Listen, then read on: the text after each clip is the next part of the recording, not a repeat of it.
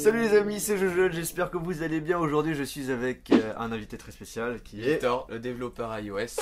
Victor. Et quoi tu C'est bon, on continue. Victor, qui est donc le développeur iOS. Voilà, de l'application Jojo le 67. Voilà, et le lien sera dans la description pour les personnes qui veulent télécharger l'application. Elle est gratuite et elle est plutôt cool. Donc aujourd'hui, on va vous donner notre avis sur l'Apple Pencil ainsi que le Smart Keyboard qu'on a pu tester à l'Apple Store de Lyon. Voilà. L'iPad Pro, je l'ai testé, mais malheureusement, c'était pas possible pour les accessoires. Et donc, cette vidéo est complémentaire par rapport à toutes les vidéos que j'ai faites sur l'iPad Pro. Et je vous rassure, c'est la dernière vidéo consacrée à l'iPad Pro. Alors on va commencer avec la présentation du Smart Keyboard qui est, Victor, le clavier de l'iPad Pro. Voilà, un clavier un peu spécial. Déjà, il est très fin, et il fait office de protection d'écran et de support. Pour transformer en gros l'écran de l'iPad Pro en une sorte de petit ordinateur portable. Donc ça fonctionne avec un système aimanté. Et ça marche très bien, oui, on a testé ça, et franchement parfait. Et le clavier est alimenté directement avec l'iPad Pro. Donc pas besoin de pile ou de charger le clavier, donc ça c'est plutôt cool. Oui.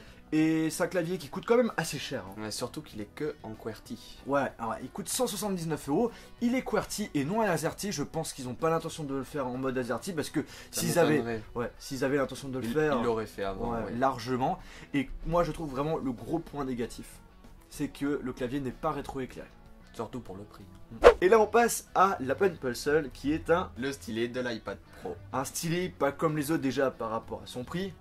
109 €. Mais c'est pas un stylet comme sur la Nintendo 3DS, comme sur les Galaxy Note. Là, c'est un stylet qui est quand même rempli de technologie. Oui, il est plus abouti pour le dessin surtout. Ouais, c'est un stylet qui est de couleur blanche.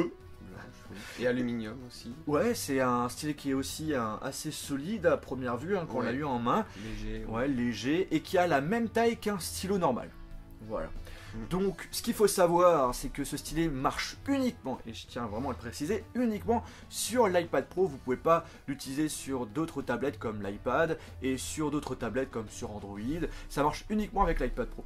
Et justement, comment ça fonctionne pour pouvoir utiliser ce stylet avec l'iPad Pro? En fait, vous avez une prise Lightning à connecter sur le port de l'iPad Pro. Voilà, et après il y aura une association qui va se faire avec l'iPad Pro, le jumelage et le stylet avec le Bluetooth. Et quand c'est fait, on peut utiliser le stylet sans problème sur des applications comme Note par exemple, ou d'autres applications genre Photoshop un petit peu. Oui, Pixelmator ou Adobe Sketch, je crois. Ouais, un truc comme ça.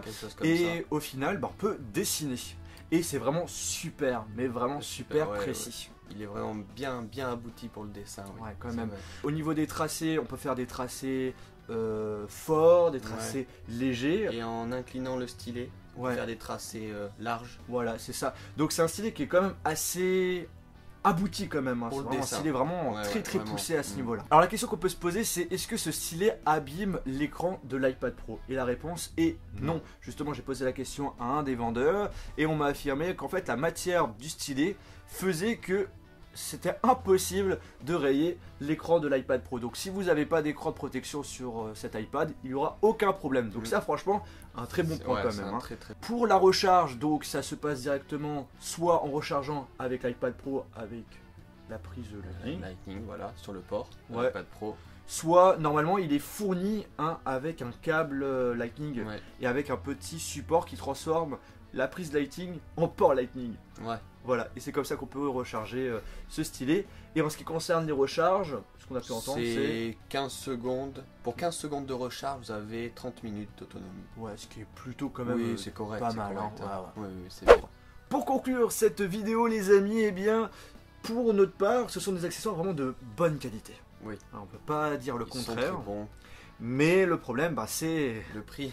Le Smart Keyboard qui est à 179 €. Ouais, l'Apple Pencil 109 €. Ah, c'est vraiment super cher et je pense pas que tout le monde ne l'achètera pas. Déjà, et surtout en ce qui concerne le prix, ça vaut pas du tout son prix. Tout. Je pense qu'Apple se fait vraiment une bonne petite marge quand même. Oui. Une bonne grande marge même.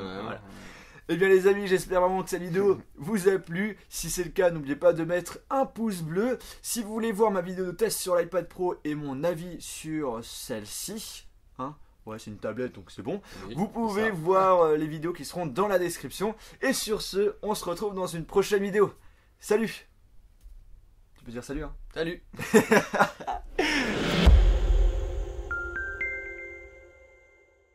Et on va commencer par une présentation du Smart Keyboard. Et Victor, c'est quoi le Smart Keyboard? C'est le clavier de l'iPad Pro. Qui a en fait, t'es trop rapide, tu vois. Moi, je suis rapide. Ouais, c'est ça. C'est comme là, par exemple, t'es qui Victor, allez.